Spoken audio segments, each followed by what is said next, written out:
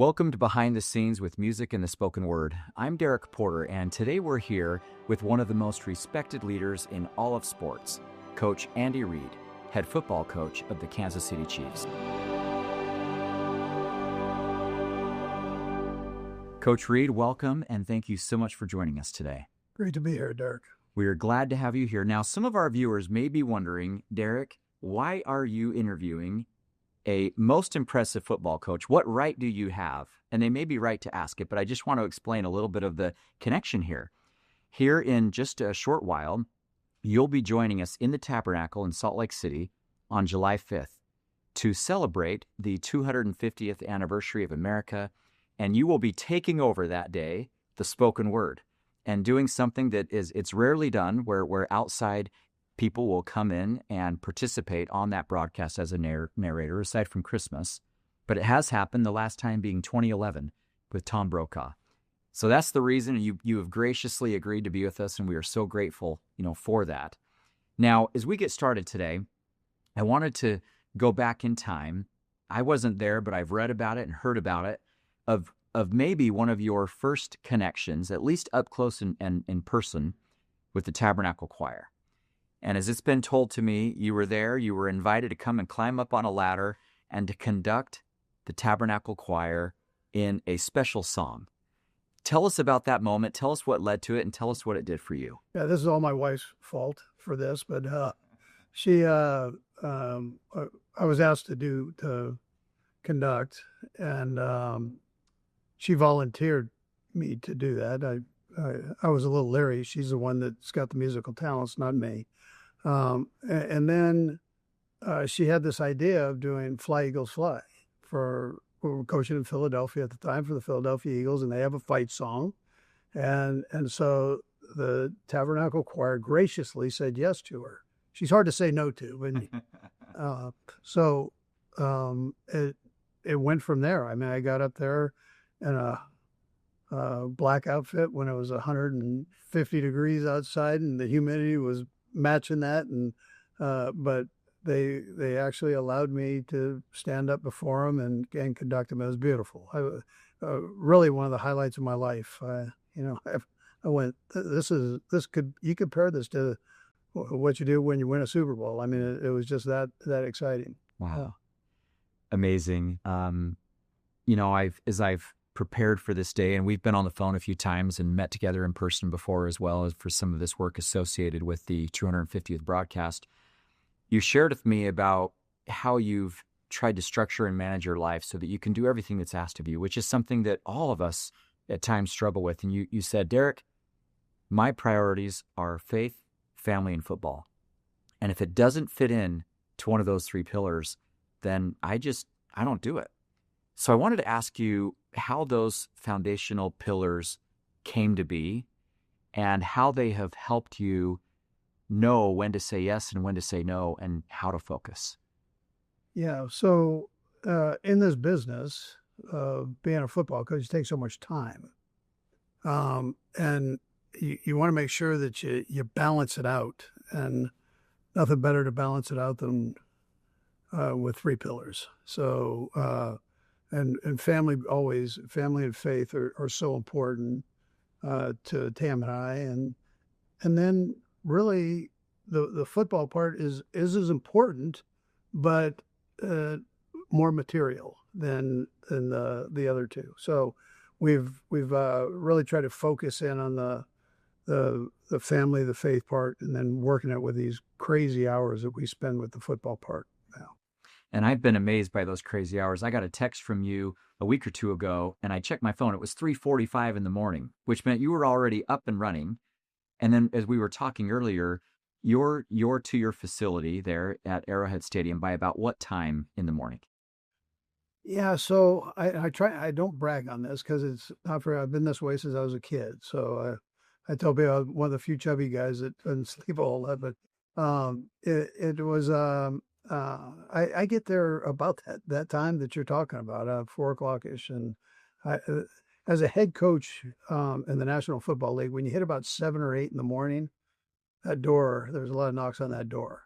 So it gives you time to do the things you want to do. And whether it's as simple as reading your scriptures and taking some time to do that, where it's peaceful and quiet, to doing the X's and O's part of things that you want to get done, to organizing the team, and the message you want to send to them that day. So these times in the off season is, you're here for 12, 13, 14, 15 hours a day. And when the season's up and running, those days can be even longer. Yeah. So off season is great.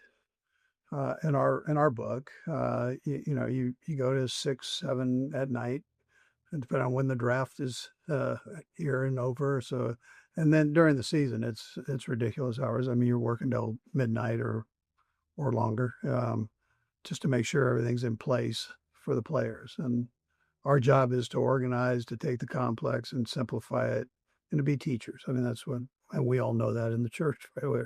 We're here to be teachers, and so it helps. But it does take time if you're going to try to cover all the bases and make sure you go into a game ready. So for you to, you mentioned when you come in, you'll read your scriptures or things like this. What are those daily spiritual habits for you that are a must to help keep your faith strong and to help motivate you to continue to focus on the things and the areas in life that matter most? Yeah, so for sure that saying your prayers and read your scriptures, and that's number one on our list, um, and so whatever time you put forward to that, the church does a great job of helping us stay organized in that area too. And then I try to talk to my kids all the time. So and obviously my wife all the time. So even though I'm away, I'm going to try to stay involved. She does a great job of keeping me kind of focused in that direction. So, uh, but yeah, that's what I tell you. That those are the most important things, and then obviously the football part. Yeah. As we've talked football just a little bit, you've shared some principles that have, four principles, as I recall, that have guided you, that maybe you've used to help others. And they've become such a part of your role as a teacher that you've had them inscribed on the ceiling, not the wall. I think it's the ceiling of the locker room. What are those four things? Yeah. So, um, they're simple as this: or eliminate distractions, create energy, fear nothing, attack everything. And they're good for our profession, which I think is a microcosm of life. This whole little football world, if you get rid of the fluff, and at the same time, these guys have another life outside of the game, and the game doesn't last as long as what any of us would like these guys to have. If you can get through 3 or 4 years in this league, you've that's a major accomplishment. So you've got the rest of your life here. These young guys have the rest of their life to live. So those were simple terms. We have a little.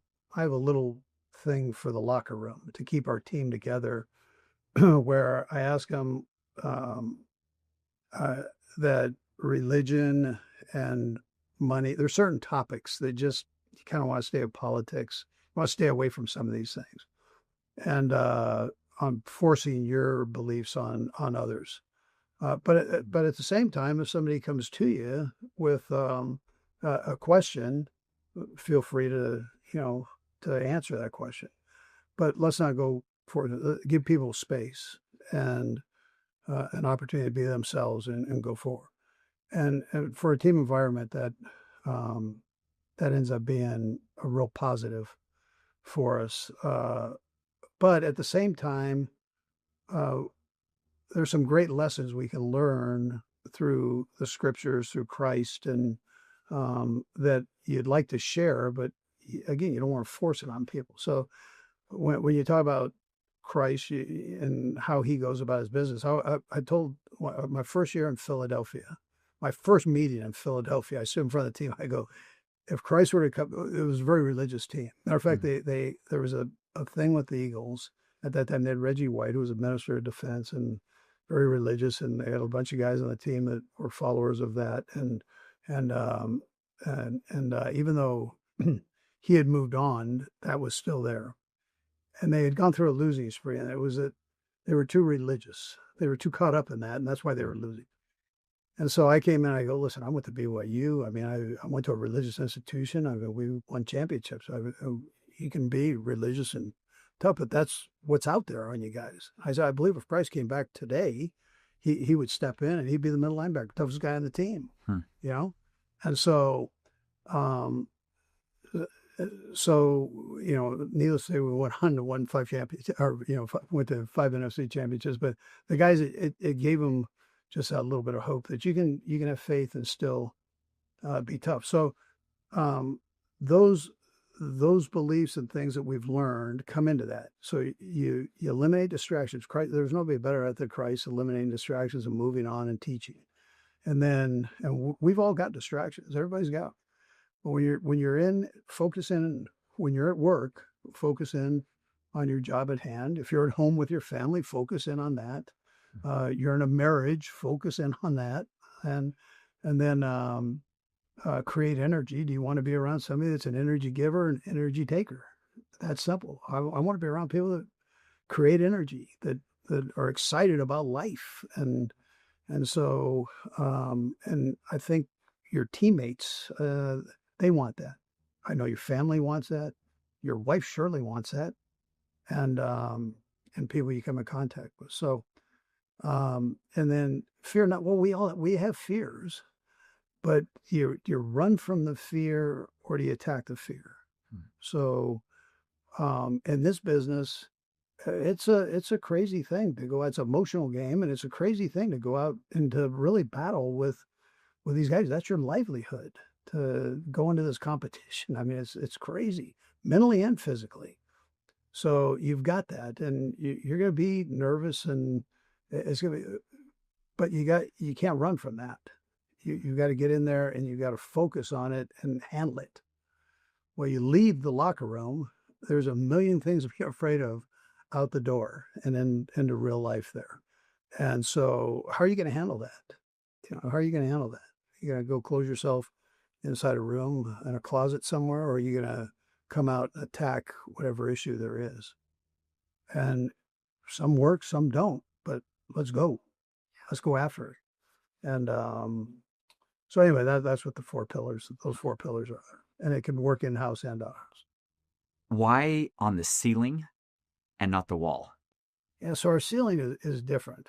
I'm going to show you that ceiling. Okay. So the ceiling is, I'm not sure what the term is, but it's lowered down. So you've got this lower part where you've got the square up there, and it sits perfect on that. It's not literally on the ceiling, but it's dropped down just a little bit where you've got some room to put it on and the guys can see it.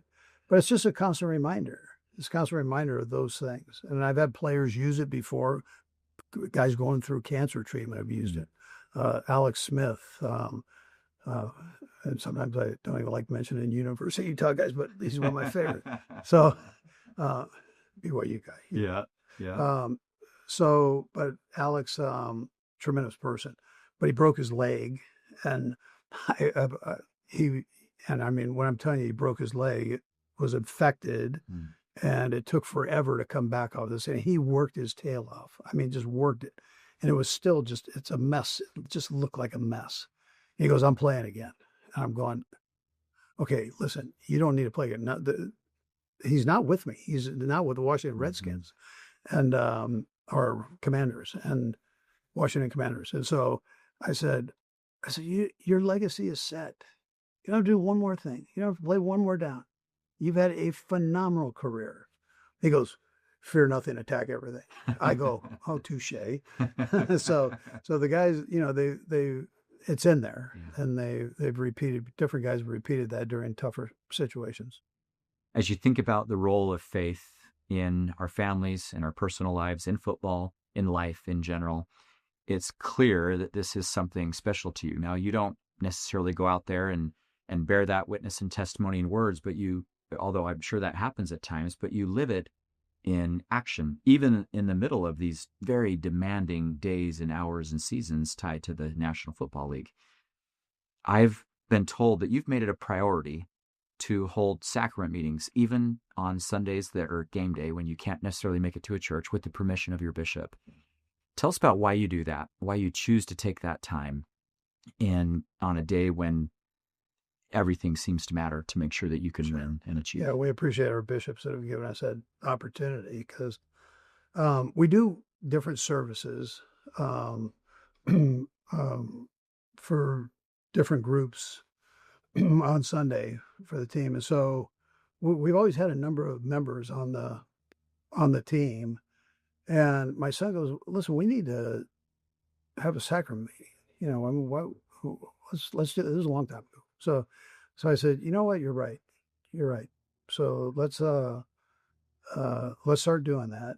And then it's just grown over the years. Uh, we had a baby blessing before the Super Bowl of one of the Super Bowls that we went to with Porter Ellett, who's the left-hand man. my left-hand man. That's right. And so Porter asked if he could do it. He goes, I know it's a tough time, but can we do that? I go, absolutely. Yeah, let's do it. So, and you participated in that. Oh yeah, took yeah, that time yeah, to sure, focus on it. yeah, absolutely. Have you noticed that there's any correlation between taking time to be still and partake of the sacrament or to participate in an ordinance like that, even if it's moments before a game? Does it do anything different for you when you're out on the field? Yeah, so it it keeps everything real, I think. This world, you can get caught up in, like I say, the fluff of the National Football League. It's big. It really comes down to the guys, the relationships, the plays. They've got X number of plays they get to play. And then situations like that, family, and it's all those things kind of come together and correlate with one another and become important. Yeah. Speaking of family, I've had the opportunity to meet your wife, Tammy, and to speak with her a number of times. And she shared her contact info with me, and I got it, and it came through, and it said, head coach of the head coach, and then a big smiley face. But I think she was serious. No, that should be a serious face on there. Yeah, that should be a serious face. She really is the head coach of the head coach, and she's a great head coach. Sure. So I've been able to observe your marriage in a few different ways, with you together, separate. I've watched a little gleam in your eyes. You've talked about her. I've seen her complete love and trust of you. And it's really been phenomenal and special to be able to see. How has that marriage, that partnership, that team carried you through and built you over these last nearly 45 years of marriage? Yeah.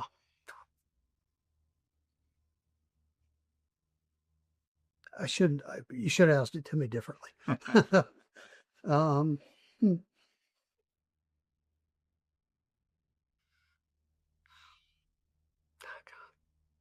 It's been great. Summing it up simple, right? Everything,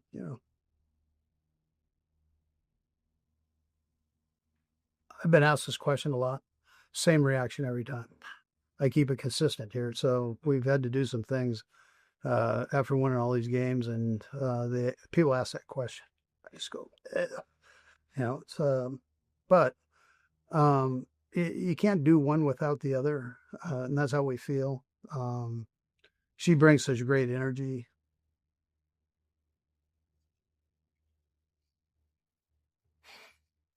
Ask me another question.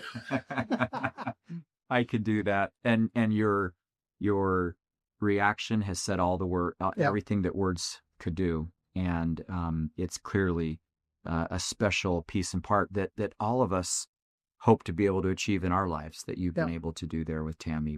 It's a great relationship. I mean, we have fun together. We've been through some ups and downs with family and that. Sure. So, but the strength is there, and and the trust that for young people. And we've got all these kids and grandkids, and it's important. I mean, that relationship, the trust with one another. I mean, it's so important, and the bond, I guess, and people, your family relies on that. There's a strength to that, and but you got to work it. Yeah. And I always tell my kids, I said, treat them like they're your girlfriend. Because when they're your girlfriend, you write little notes, you leave little flowers and little treats, buy candies and stuff. So don't forget that, those small things. I mean, that's important. And so try to make a point of that with her, you know. One of the things I've noticed too is even through the ups and downs and challenges, you both are still smiling. And because I think of that. Until you asked me that question. Yeah, yeah, that's right. But you've done it. You've smiled your way through life and been able to find that joy that has come. And it's a real testament. As you think about developing people, that's a major role of a head coach is talent development, people development. And you think back to when you first started coaching a long time ago up through today and all that you've learned. What do you understand now about people that maybe you didn't fully appreciate or understand in those earliest of days? Yeah. I think the base is the same. I've thought about this with this before. I think the base is there, that it's still trust. It's still I'm going to look at you in a positive way. Until you prove me wrong, I'm coming to you from a positive place. And I think people still have that in them. And I still try to, from my standpoint, you're asking me how I look at it, I've tried to maintain that through, that there's good in everybody. And I'm going to find out what your good is, and in a positive way. And anything less than that's not coming from me. So, and then in return, I think you get that back. And I think there's some variables that have been thrown in here. Technology, knowledge. These kids, as they get older here, they know more. They've seen more. Or as time's gone on, not even older, they've just seen more. By the time I get the player, it's at times a more knowledgeable player than it was years back, just by the technology. But anyways, I think finding the good is the important part of that. And what have you come to believe or to know about the value of a person? When you think about a person there, all the football aside, all the fancy things aside that we can find in life. Yeah, I think we've lost a little bit of that. And I say that, and I know but life is it's so unique. It's such Earth life is so unique. I mean, we're put here for a very short time, and how you handle it also helps you handle others, and it and reflects on others to help them kind of guide their way through. But we've got this beautiful challenge ahead of us, and we're going to have some hurdles that are going to be thrown at us, and you got to work over those hurdles. But we have a pretty good game plan to get ourselves over those hurdles if we just hang with it. And it bites me when a young life is taken, by drugs, by violence, whether it's my own or family or somebody else's. That just guts me. It's terrible. If we can all try to find the good in it, the good in life. There's plenty of negatives that are out there, but if we can find the good in it, it'll help that direct us. And I feel selfish in a lot of ways that we've been given so many great tools to be able to do that with, that maybe some others haven't. Now that's why we have all these beautiful missionaries out teaching the gospel, but we've been given this beautiful game plan to kind of help us work our way through some of the trials and tribulations that we all have. As we think about coming together on July 5th with the Tabernacle Choir, there will be music that day, there will be a message. As you think about the role that sacred music has in our lives and how it can help us clear those hurdles and stick with it and do those things that you've been talking about, Do you have a favorite hymn or a song or Yeah.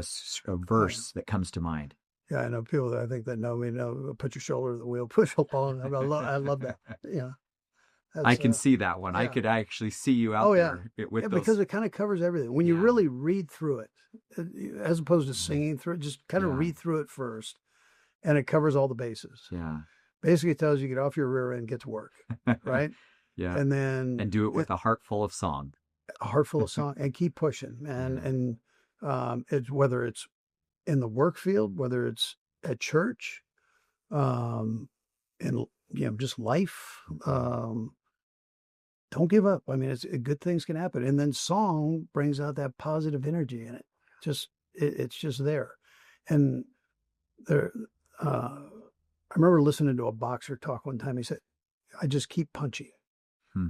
I just keep punching," and that's kind of it, right? I push along, and I'm keep pushing. Yeah. And good things are going to happen if I keep pushing. Keep your head up and your feet moving in the football world. If you can keep your head up and feet moving on the football field, you're going to be okay. Hmm. So, Wow. yeah. Well, as we close today, first off, thank you for your time. Thanks for sharing your heart and your feelings and thoughts with us. I have one last question that I'd like to ask you. And I wanted to ask, who is the greatest coach that you've ever known? And what has he or she taught you? Yeah. Um, I think my immediate, I mean, there's no greater coach than Christ. My high school coach, you said, if they remember you 5 years after you walk out that door, you've done real good, right? Well, Christ has made it through a whole lot of years being a pretty good coach. Great example to all of us. And then I would, you know, I would go to our prophet. I mean, we have this immediate opportunity to learn and to be guided. That's what a coach does. We're here to teach, ultimate teacher. And then it trickles down. I mean, you could go to your bishop or a stake president from there. I would tell you in the football world, um, I was lucky enough to be coached by Lavelle Edwards at BYU. Um, but I've had so many. I've had so many. I've always told my kids that I was so fortunate to have these guys from Little League on up that I was able to just take a little bit from, and we're just great leaders. And sometimes it doesn't fall that way. Matter of fact, normally it doesn't.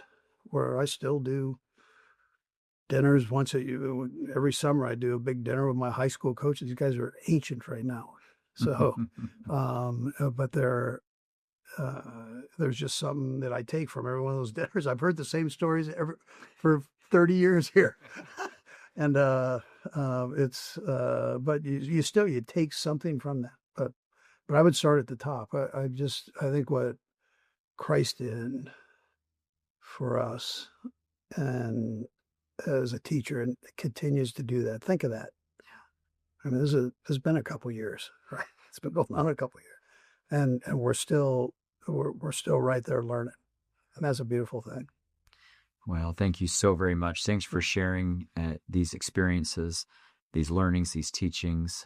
It's been time so well spent for me to be able to learn. We're very grateful for your contribution, the role that you play, not only, of course, in football, not only with your family, but also to all of us that get to observe and to see. And we're grateful again for your time. Well, I appreciate everything you do too. We love watching you. You do a great job. Thank you, Coach. All right.